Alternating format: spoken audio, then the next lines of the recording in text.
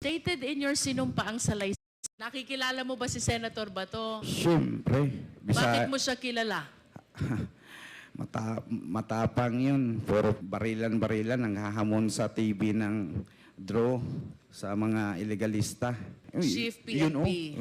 ano? Yes, you stated in your sinumpaang salaysay na may sinabi sa'yo Opo. ang noon ay PNP Chief Bato Opo. na kailangan mong gawin kapalit ng iyong pagkakataon na mabuhay. Opo. Do you confirm this? Yes po. Can you please tell us, anong sinabi sa'yo ni Senator Bato? Sinabi niya sa akin, sumunod ka sa plano. Kung sumunod ka kung sino ang babanggitin mo para maligtas ang buhay mo. Kung ayaw mong sumunod, ikaw na ang susunod sa tatay mo or isa sa membro ng pamilya nyo may mangyari na masama. Sir Bato de la Rosa, sana po magbago na tayo na iwasan natin na gumagawa lang ng senaryo dahil sa politika na masira ang isang tao kasi hindi kalyado natin. Iwasan na po natin at wag na natin gawin na pilitin na gumawa ng kwento para lang mapin down ang isang tao.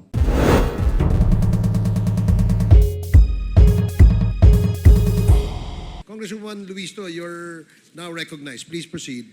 Thank you. Can you please confirm if you are the same Roland Eslabon Espinosa, aka Kerwin? Kayo po ba ito? Opo. Yes po, Your Honor. And do you confirm the truthfulness of the contents of this affidavit? Opo, Your Honor.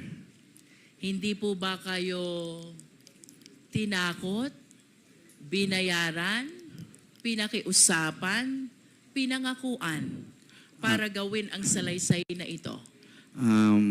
Wala pong nangyari na ganyan, kundi ako mismo nagpatulong sa abogado ko na magpunta dito sa mga congressman para nagbaka sakali ako na makamit na ang mga nabiktima ng EJK sa nakaraang administrasyon. Kerwin, kanina, while you were delivering your opening statement, I observed that you were crying. Umiiyak ka. Can you please enlighten us why?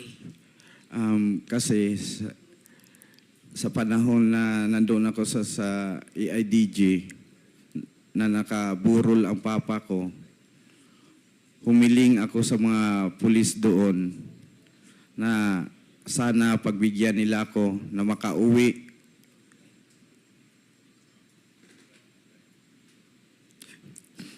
Na makadalaw man lang at makita ang papa ko na nakaburol sa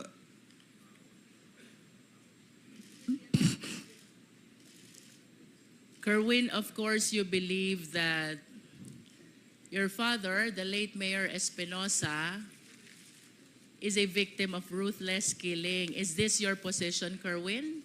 Yes po. Pero alin ba yung mas nakakaiyak? Yung pagkamatay ni Mayor Espinosa o yung hindi kanila pinayagan na madalaw ang burol niya? Pareho po yung dalawa na hindi ako pinayagan na makauwi sa lugar namin para makita sa kahuli-hulihan na panahon ang daddy ko. Kerwin, prior to the death of Mayor Espinosa on November 5, 2016, he was the mayor of Albuera, Leyte. You confirm? Yes po. Pang-ilang taon po ba niya na mayor ng Albuera during that time? First time pa po niya na maging mayor po ng Albuera, Leyte. So 2016 is supposed to be his first term as mayor. Yes po. Ano po ang ginagawa ni Mayor Espinosa bago siya naging mayor noong 2016? Ang mga ginagawa po niya ay tumutulong sa mga tao doon sa lugar namin o sa lungsod ng Albuera ng mga kunting mamigay siya ng mga bigas, yung may mga problema kahit personal, yung mga asawa, ayusin niya. At madali siyang lapitan ng mga tao doon. Kaya binoto siya na maging mayor. Pwede mo ba kaming kwentuhan, Kerwin? Ano ang pagkatao ni Mayor Espinosa as he is known by the people of Albuera, Leyte? Yung papa ko po, mabait. Mabait na tao. Mahirap na kung elaborate ko pa kung anong klaseng tao siya. So siguro sa nakita kong kakayahan ng Quadcom o sa mga congressmen, pwede naman sila magpadala ng tao doon sa lugar namin at itanong kung anong klase o anong unsay pagkatao sa akong papa. Lisod, mahirap kasi na ako magsalita na ganito kasi sarili ko yon, ama. Mas mabuti na malaman nyo based doon sa mga tao sa Albuera. I understand, Kerwin. You also stated in your sinumpaang salaysay, habang nasa Malaysia ka, papuntang Abu Dhabi, you learned that the late Mayor Espinosa is included in the narco list. Oh, yun po. Nalaman ko na lang na nasali siya sa listahan ng presidente na narco list.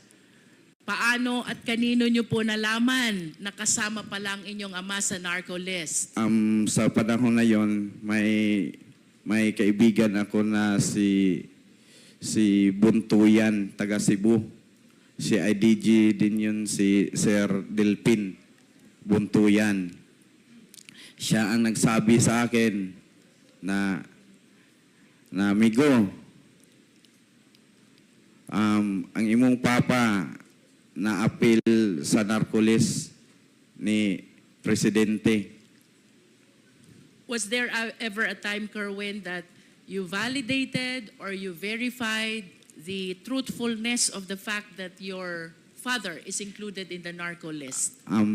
Na ano ko na yun, na positive na talaga, na naniwala ko. Kasi sa TV at sinabi ni Pangulong Duterte na kasama ang papa ko sa listahan ng mga narcolis.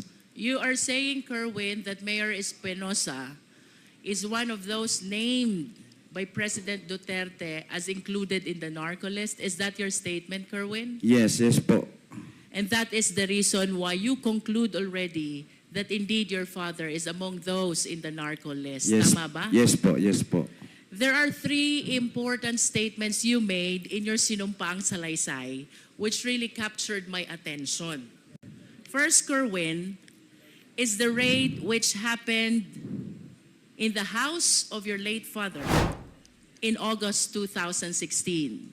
You mentioned in your affidavit that the guns, the explosives, and the drugs were all planted, and you were certain because prior to the raid, there were women who cleaned up the entire house Yes. because they are apprehensive already that any time there will be a raid in the house. Yes po. Bago nangyari ang raid, yung mga women supporter ng daddy ko nandoon sa bahay. Kasi yung daddy ko doon na tumira sa munisipyo. Nagbabantay ang mga women supporter ni daddy sa bahay namin, ancestral house. Habang nandoon sila, lininisan nila yung bahay ni daddy. At yung sinabi, nandoon daw sa nakita sa cabinet, sila mismo nagtaka kung paano nakita na merong mga illegal na bagay doon sa cabinet. Samantalang ang dami nilang naglinis na wala silang nakitang droga. Can you please confirm for the record, Kerwin, ano ang mga nakuha ng PNP operatives during the raid of August 2016 in the place of residence of the late mayor? Sabi daw nila, based on sa ilang report, nakakuha sila kanog 11 kilos nga shabu didto sa ilalim ng kabinet at mga baril doon daw sa loob ng bahay ni Mayor at may mga pampasabog doon din nakuha sa loob ng bahay ni Mayor. Kung isipin natin, 11 kilos, hindi kaya yun nakita sa mga naglinis na mga women's? Ang dami nun. At ang mga baril at ang mga bomba. Ilagay kaya yun ni Mayor sa loob ng bahay na mga sumasabog na mga bagay at mga mahabang baril? Yun ang sabi nila na nakita daw nila doon sa loob. Pero walang kahit isa na taga-Albuera na maniwala sa kanila sa report nila na may nakuha doon. Kasi ang nagbantay sa bahay ni Mayor, yung ancestral house namin, nasa 70 ka mga babae nandoon sa bahay. Binantayan talaga ang bahay namin. Inano sila ni Joby na magkaroon ng raid, kaya tumakbo na sila. Natakot. So you deny, Kerwin, the legitimacy of the raid or the operation that was conducted by the police operatives on August 2016? Opo. And can you please state for the record, sino po ba ang namuno? Sino po ang team leader ng naganap na raid sa inyong tahanan nung nasabing petsa? Si Mr. Joby Espinido po. Can you please state his full name? Police Colonel Joby Espinido. Mr. Chair, may we know if we have Colonel Espinido here? To the information of the Honorable Luis Tro, he sent us a letter of excuse in today's evening. Thank you, Mr. Chair. For the satisfaction of the Filipino people, just to make sure that Kerwin is aware of the identity of the one he is naming as Colonel Jovi Espinido, may we request the Secretariat to flash a picture and let's hear from Kerwin if he will be able to identify who this person is. Yes po. Secretariat, please.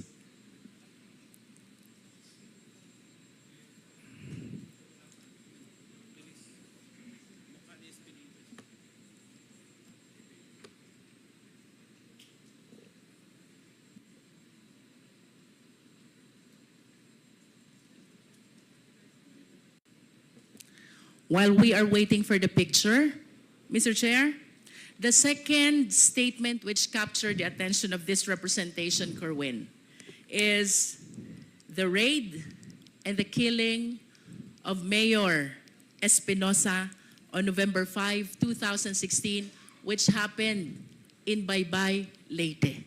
You confirm this? Yes po, sa loob ng provincial jail ng Baybay, Leyte. But of course, you have to understand as well that similar to the raid that happened in your house, this incident, the killing and raid against Mayor Espinosa, happened while you were in Abu Dhabi. Tama ba yun? Opo, wala po ako dito sa bansa. In Nasa other bakasyon words, ako. you are relying only to your sources with regards to this story surrounding the raid and the killing of Mayor Espinosa in Baybay, Leyte. Yes po. And can you please enlighten us, for the satisfaction of the public who are watching us, Kerwin, because you went a long way for us to be able to hear these explosives of yours. For a period of 7 years, naniniwala ang buong sambayan ng Pilipino sa naging testimonya mo sa Senate noon. Now, you are completely overturning all your statements. And we owe it to the Filipino people to explain and share what really happened according to your source during the raid and the killing of Mayor Espinosa on November 5, 2016 in Baybay, Leyte.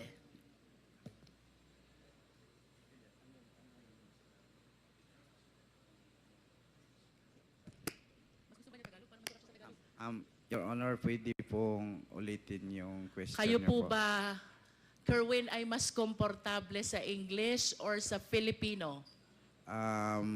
Mas sa Pilipino na lang tayo. Filipino. Para Kerwin, maintindihan. you mentioned na banggit mo sa iyong sinumpaang salaysay, bagaman ikaw ay nasa Abu Dhabi noon, ng iyong ama na noon ay nasa Baybay, Leyte Provincial Jail, ay ni-raid at pinatay ng mga operatiba ng pulis. Nasa Abu Dhabi ka noon at ikaw ay nagtiwala lamang sa testimonya ng mga taong naruroon sa insidente. Nevertheless, Kerwin, can you please share to the Filipino people, what do you believe? Ano yung pinaniniwalaan mong tunay na pangyayari sa loob ng Baybay, Leyte, kaugnay ng pagkamatay ng iyong ama? Naniwala ako doon sa mga nakapiit sa loob. Kasi sila ang nakakita at kitang-kita nila sa dalawang mata at narinig nila ang mga putukan. Kitang-kita nila from the very beginning, pagpasok sa selda ng aking ama. Kerwin, kung nakikilala mo itong mga taong tinukoy ng iyong mga source, maari mo bang banggitin sino itong mga polis na pumasok sa selda ng iyong ama? Sa sinabi ng aking source, ang pumasok doon si Leo Laraga.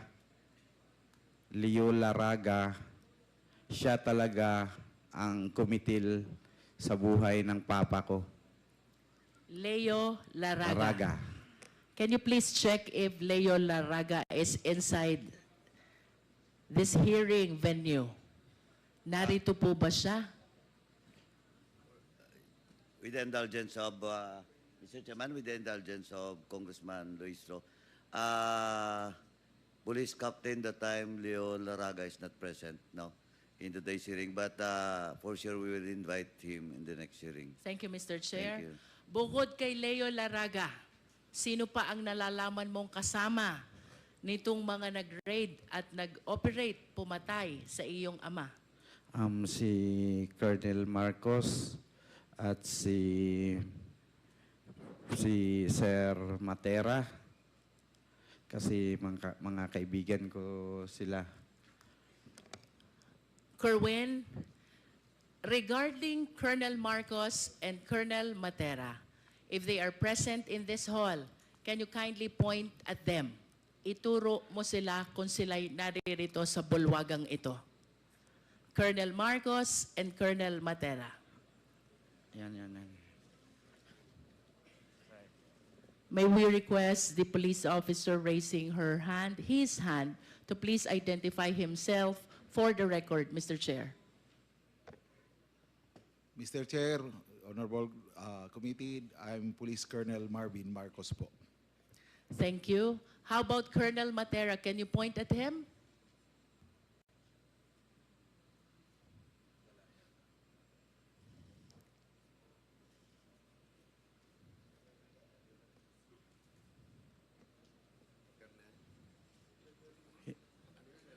Hindi, wala dito. Hindi ko It's nakita. okay, Kerwin, if Colonel Matera is not present in the hall. Okay lang yon.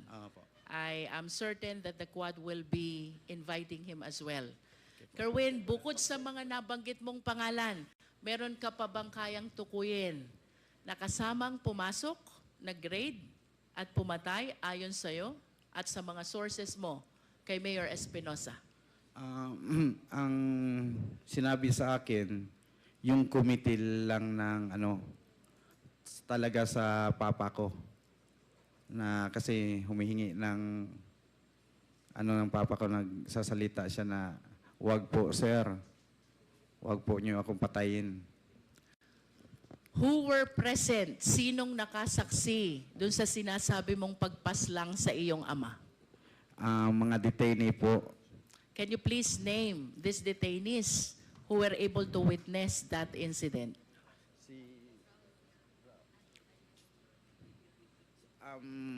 a certain Dondon na taga sa amin sa Albuera. At si Raul Yap na matay naman yun. Patay man si Raul Yap. Oh. At si Rubin, a certain Rubin, dalawa, tatlo sila, pero yung isa, tatlo yung ano ng daddy ko, kasama niya sa selda, nag-a-assist sa kanya. Yung isa, patay na po, namatay din kasama How yung about daddy the ko. other one who is he still living? The other one? Opo, Your Honor. What is his name? A certain Dondon. A certain Don Don. Oh. And can you please share with us, ano ho ba yung nalalaman yung pangyayari dito sa pagkamatay ng inyong ama? Pumasok, and then what happened next? Ang una nilang ginawa daw, sabi sa aking source, pinapace the wall muna yung mga pulis. Can you please illustrate? Maaari mo bang ipakita sa amin paano ba yung face the wall so the Filipino people will understand? Dito ko lang po gawin sa...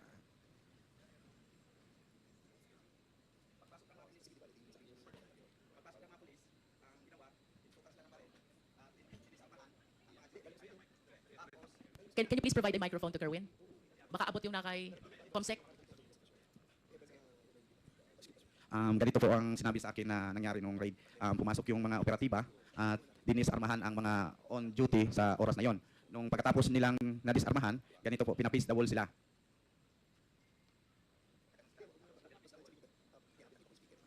Sino yung sila na tinutukoy mo na pina-face the wall? Mga duty po. Judy, Opo. pina-face the wall. Oh. And then, Pinaluhod sila na sinabihan daw na huwag kayong titingin. you are referring to the jail guards? Yes. Yung bantay Oh, sa mga bilangguan? bantay, opo. Pina-face the wall, pinaluhod, wag titingin, and then what happened next? Hinanap nila ang hard drive ng CCTV. Nung nakita na siguro nila, pinatay at binitbit yung hard drive ng CCTV. Can you please identify the name of the one who took the hard drive? Sino pong kumuha ng hard drive? Nakikilala niyo po ba ayon sa inyong source? Mga pulis daw, kasamahan sa pag-raid ng Baybay. Please proceed. After taking the hard drive, ano pong sunod na nangyari? Kinuha yung susi sa selda. Tapos binuksan, dumiretso na, pagpasok sa, may pintuan pa yun bago yung selda ng papa ko. Parang main door siguro ng compound. Binuksan, tapos diretso na doon, papunta sa selda ng papa ko. Tapos yung selda ng papa ko, may kadina at padlock. Binuksan din, kinuha yung susi noon, binuksan. Tapos, ang sabi, walang salitang sinabi, kundi ang papa ko lang ang narinig na nagsasalita. Sir, wag niyo akong patayin. Diretso, putok na pupong. Tapos, yung katiwala niya, gustong yumakap sa kanya, i-try i-save siya, binaril din. Sino itong katiwalang Raul Yap. Raul Yap. Opo. Anong ginawa nitong pangatlo? Nakasama pa. Nakalublob sa ilalim ng tarima. Ano yung tarima? Yung higaan po, Your Honor. Nalalaman mo ba kung ilan na naging tama ni Mayor Espinosa?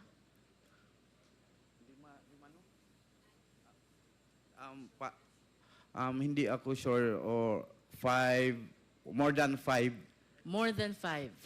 more than five bullets ang na tumama sa kanya. Kerwin, thank you for illustrating. You can go back to your chair. You confirm also, Kerwin, na ang raid at pagpasok dito sa Baybay, Leyte ay nag-ugat doon sa search warrant na ini-issue laban sa iyong ama. Tama ba yun? Opo, Your Honor. Nalalaman mo ba kung sino ang huwes na nag-issue ng search warrant? Kasi tatlong judge ang kinuna nila na mag-apply ng search warrant. Si Judge Argelies nag-refuse. At ang sabi ni Judge Argelies na ba't kailangan pang mag-serve ako na nyo ng search warrant nasa loob ng kulungan ang tao. Nag-refuse si Judge Argelies. May judge na certain Janet apelido niya? Cabalona. Saan? Doon sa Samar. Yun ang nag-issue ng search warrant. Sa pagkakaalam ko, yung si Janet Cabalona ay parang relatives ng asawa ni Sir Laraga. Pwede, Mr. Chair, pwede magtanong? Sige. After perhaps we conclude Pagkatap- the interpellation, Mr. Chair. Pagkatapos ni Congresswoman Jinky, bago tayo pumunta sa susunod na magtatanong, tsaka mo sabihin yan. Okay. Mr. Chair, our resource speaker mentioned already the names of the judges. Some refused to issue the search warrant, while there is one who did issue the search warrant. I just wish to manifest, Mr. Chair, that it is very unlikely in the practice of law that a search warrant is being issued to search a confined place, much more a detention facility. That is for the record, Mr. Chair. Kerwin, I'm leading to my third question. November 16, 2016. Through the coordination with the Interpol, iniuwi ka dito sa Pilipinas. Pagdating sa airport, you were arrested at sinalubong ka ni Senator Bato. Bato de la Rosa. Nakikilala mo ba si Senator Bato? Siyempre. Bakit mo siya kilala? Matapang yun. Puro barilan-barilan ang hahamon sa TV ng draw sa mga ilegalista. What else do you know about Senator Bato? Bago pa siya naging senador, nasan ba si Senator Bato? Chief PNP yun po, Your Honor. Chief You know, PNP. ano? Okay, can you please identify the picture on the screen? Sino ba yung nasa screen? Siya po, si Bato de la Rosa. During that time, ano bang assignment ni Senator Bato during that time? Yang kunikwento mong insidente, nasan siya noon? Siya ang Chief PNP. Yes, you stated in your sinumpaang salaysay na may sinabi sa'yo. Opo. Ang noon ay PNP Chief Bato na Opo. kailangan mong gawin kapalit ng iyong pagkakataon na mabuhay. Opo. Do you confirm this? Yes po. Can you please tell us, anong sinabi sa'yo ni Senator Bato? Sinabi niya sa akin, sumunod ka sa plano. Sumunod ka kung sino ang babanggitin mo para maligtas ang buhay mo. Kung ayaw mong sumunod, ikaw na ang susunod sa tatay mo or isa sa membro ng pamilya nyo may mangyari na masama. You mentioned about plano. Can you tell us ano ba yung planong tinutukoy? May mga pangalan na pinid sa akin, sinubo, at babanggitin ko sa aking testimonya o sa aking salaysay sa Senado. At maari mo bang sabihin, sino ba itong mga taong ito at anong gustong ipabanggit sa'yo ng noon ay PNP Chief Bato? Peter Lim, supplier daw ng shabu, pero nandyan lang, tapos hindi na huli-huli. Tapos si Senator De Lima, protector daw sa mga shabu, mga nagtitinda ng shabu sa loob ng Bilibid. Protector daw si Ma'am Laila. At yung iba pa, si Lovely Impal, si Jiraham, si Peter Ko, ganon. In Sila other po. words, Kerwin, ang gusto ni PNP Chief ay banggitin mo itong mga pangalan na ito na may kaugnayan sa illegal drug operation. Tama ba yun? Opo. At ito ba'y sinunod mo, Kerwin? Talagang sinunod ko po kasi... Bakit mo to sinunod? Of course, alam mong mali ito. Oo. Di ba? Bakit mo sinunod ang utos ng noon ay PNP Chief Bato? Kung siguro kayo, kung kahit sino naman sa atin na mga tao dito, nandito sa loob ng Quadcom, talagang susunod dahil kapalit na yon ng buhay mo.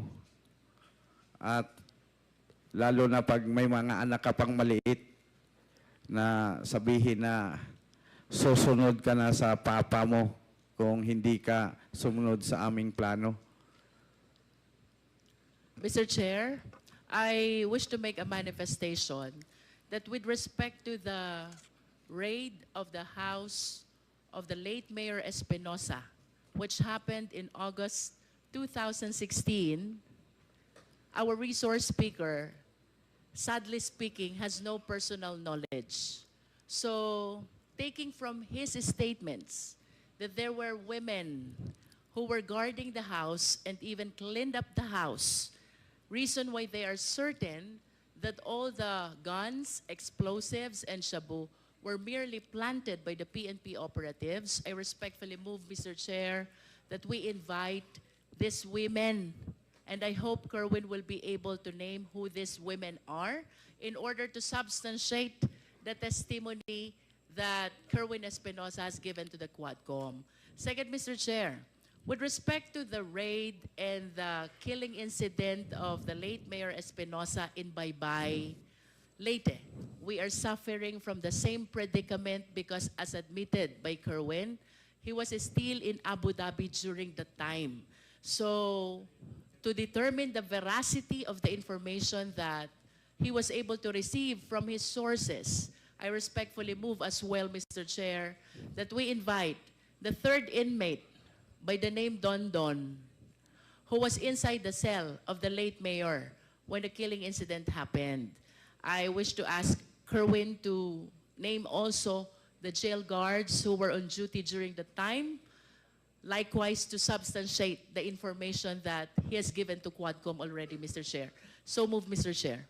Okay, before I rule on the motion, tanungin ko lang muna si Mr. Espinosa. Sino-sino itong mga women na sinasabi mong ayon sa iyong salaysay, yung mga women na naglinis ng bahay ninyo? Landa, asawa ng barangay captain namin sa aming barangay. Ano lang yung full name nila kaya para ma-record nila. Landa Sumalhag. Okay. Sumalhag. Sumalhad. Okay.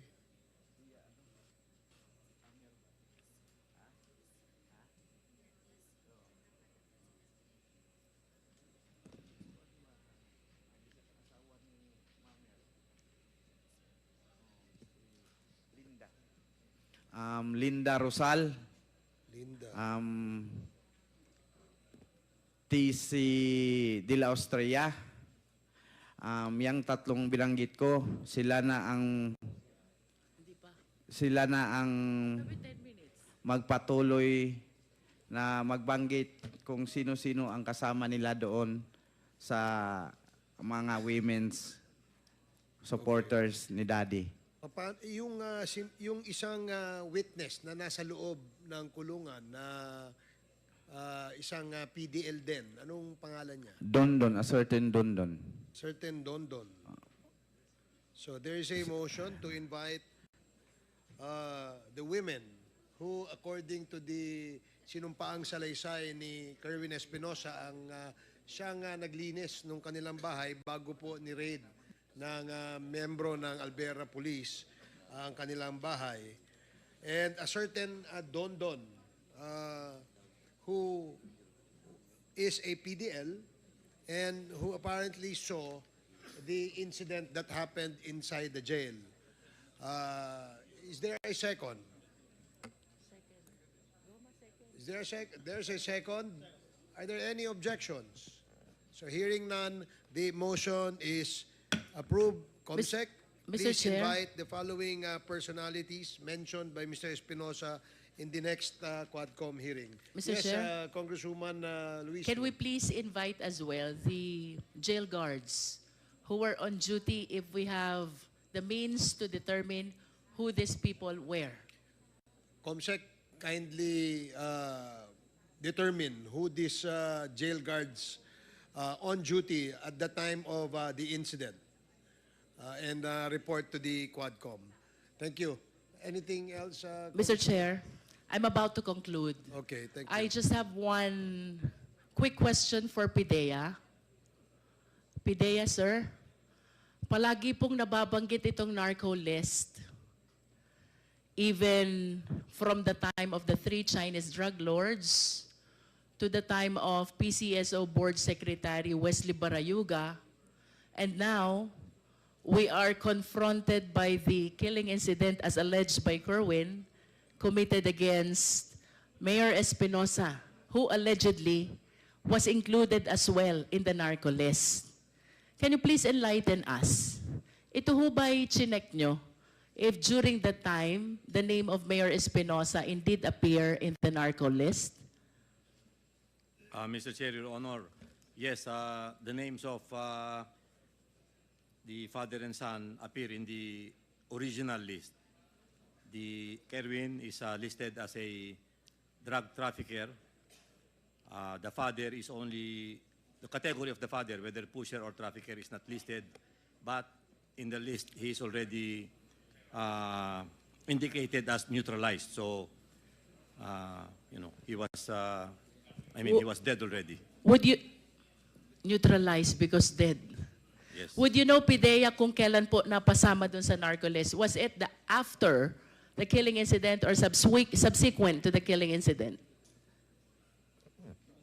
In the original list, it was already after the death of If Mayor you are Espinosa. saying, Pidea, that it was after the incident, ibig sabihin po, patay na si Mayor Espinosa nung napasama sa drug list? Ganun ho ba yun? No, Your Honor. What happened is that Mayor Espinosa is included in the list, but however, as the period or as the drug campaign continued, he would eventually be indicated as neutralized. So we could not ascertain whether he was a drug pusher, drug user, or whatever was his participation, Your Honor. Mr. Chair, I wish to manifest this drug list, the narco list, is indeed very controversial. As a matter of fact, as we go along our investigation, I've been asking our resource speaker, whether during the hearing or off the hearing, as to the origin, the people who validated, the veracity, and no one can indeed vouch as to the genuineness of the names which were included in the list. So I just want to raise this concern that being included in the list would really compromise not only the safety but the entire life of the people who are in this list. So I hope we can come up with something, validate, and come up with the true personalities who must be included in the narco list, Mr. Chair. To conclude, Mr. Chair, for whatever motive does Kerwin Espinosa have today, we welcome the information he gave, subject, of course, to stringent scrutiny. While recantation of testimony, samantalang ang pagbawi ng testimonya is frowned upon by the court. This will give us an opportunity to re-examine what really transpired relative to the raid on the house of Mayor Espinosa, the raid and killing against Mayor Espinosa which happened in Baybay Leyte, including the indictment and the incarceration of our resource speaker, and including those he named, which includes the former Senator Laila De Lima. It is clear, Mr. Chair, that the government continued the fight against illegal drugs, as it is indeed a menace to the Philippine society. But let us all be reminded, in a civil society like ours, we need to observe the rule of law. No less than the Philippine Constitution provides, Section 1, Article 3, no person shall be deprived of life, liberty, and property without due process of law. What happened to Kerwin and his father, if indeed true, is a complete violation of this constitutional guarantee. We laud the Quadcom, which includes this representation, in initiating the bill which criminalized in a higher sense the extrajudicial killing. Mr. Chair, to conclude my interpellation, dahil nung nasa krami siya, si Kerwin, pinagbigay siya ng mensahe to certain personalities. Today, I wish to request Kerwin, can you please give your message para kay Laila De Lima, kay General Bato, at kay Presidente Duterte, na lahat nabanggit mo kanina sa iyong testimonya? Una sa lahat, humihingi ako ng, kung nagsubaybay ka ngayon sa hearing dito sa Quadcom, patawarin niyo po ako na nadala sa o na uto-uto sa panahon na yon na idamay ka po na walang katotohanan naman. At ang picture na yon, nagkataon lang na pumasyal ang pamilya ko sa baybay at nagkita tayo at nagpa-picture ako. Yun ang ginawa nilang ebidensya. Ma'am, taos ko sa kaloob-looban from my heart, I ask, sorry talaga po, ma'am. At kung ano mang plano mo sa ginawa kong pagbuhat-buhat o sala o kalambigitan sa droga o unsay imong buhaton, andam ko mo dawat, ma'am. Pero ang ako alang ihangyo, mangayo ko nimo pasaylo sa akong gibuhat. Kay na-pressure gyud ko ma'am, naluoy ko sa akong mga anak, nga gagmay pa kayo atong panahon na. Patay na akong papa, o ako mamatay, mag-unsa na lang akong mga anak mo. Gibuhat nako nga buhat-buhatan ka o magtumutumo o istorya kabahin sa kalambigitan sa droga. Once again, sorry kayo ma'am. Handa po akong harapin kung ano ang plano mo sa akin po. Mr. Chair, can we please have a translation of what he said? The last that I know, I'm the chair of the committee, but now I can become the translator and the interpreter. Ang sabi po ni Kerwin Espinosa, siya ho ay humihingi ng kapatawaran kay Senator Laila de Lima sa kanyang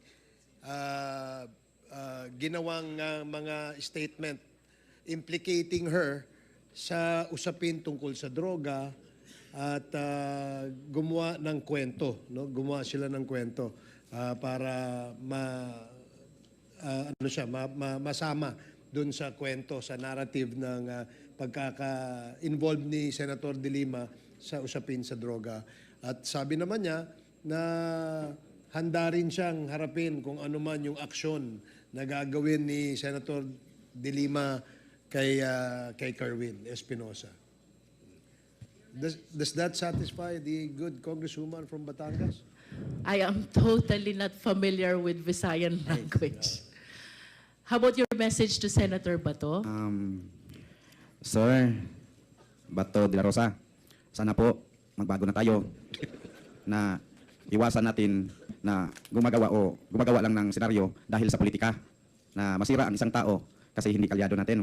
Iwasan na po natin at huwag na natin gawin na pilitin na gumawa ng kwento para lang mapin down ang isang tao. Yun lang po ang mabigay ko kay Senator de la Rosa na mensahe. At sa ating Pangulo noon, ang ano ko lang kasi pinagbigyan ako ng kapagbigay ng mensahe, Mr. Duterte, sana po, i-validate niyo po bawat report na marinig mo sa iyong paligid na ganito, ganyan, si Fulano. I-validate niyo ng maigi para walang taong masaktan. Lalo na ngayon na tumakbo ka ng mayor, huwag kang magpasulsul sa mga nakapaligid sa iyo. Yun lang po. Last, Mr. Chair, I understand that your family went through a lot because of this incident. If your father is watching you right now, anong mensahe mo kay Mayor Espinosa? Ang mensahe ko kay Daddy,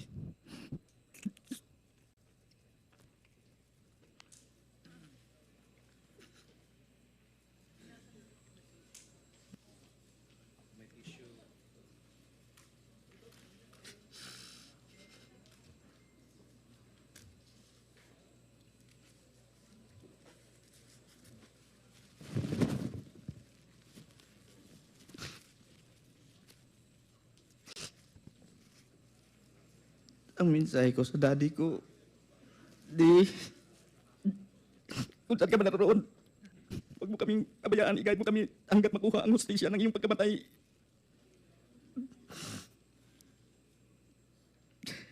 Salamat sa lahat na pinadama mo sa amin nung ikaw ay nasa kapiling ka pa namin ng bilang ama.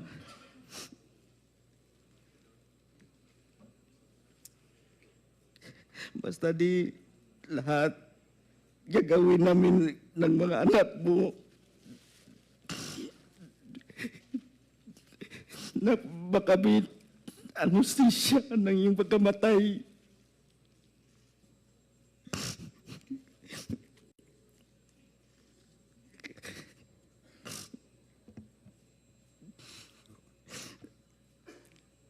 Padayo na lang di sa iyong panaw. Ayaw na kayo, una-unaan na itabo ka, di mo. Kaya ako di, anda mamatay para makuha lang hustisya, di mo.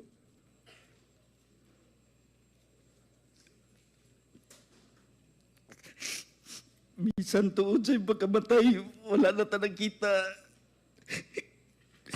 Antod ka ron.